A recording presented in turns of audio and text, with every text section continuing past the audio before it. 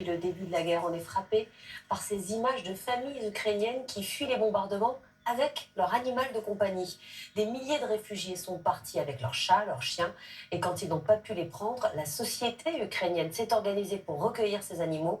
Reportage à Odessa de Stéphanie Angélique Forget, Antoine Védéier et Thomas Donzel.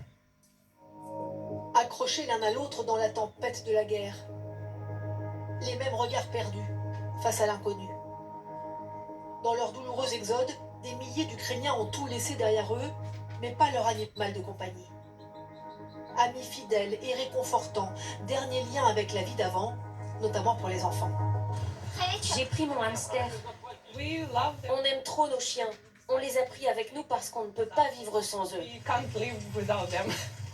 Mais certains n'ont pas eu le choix, faute de place ou de temps. À Odessa, le zoo, désormais fermé, est devenu le refuge de dizaines d'oiseaux laissés par leurs propriétaires. Ça va mon petit? Des familles qui comptent bien les récupérer un jour, quand la guerre sera finie. L'espoir, toujours. Les propriétaires nous les ont confiés temporairement. Je suis restée pour m'en occuper pendant leur absence. Les familles nous ont dit qu'elles reviendraient. Sur chaque cage, on a indiqué leur nom et leur numéro de téléphone. Chacun mène cette guerre à sa façon.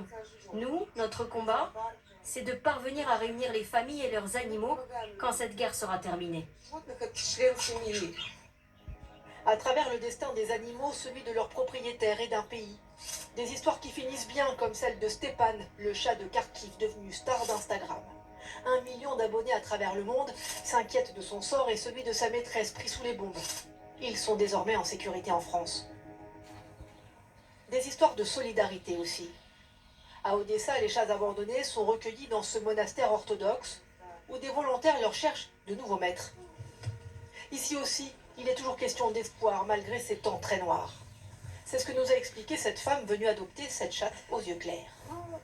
Ses yeux étaient tristes. On l'a aimé tout de suite. On souffre avec la guerre.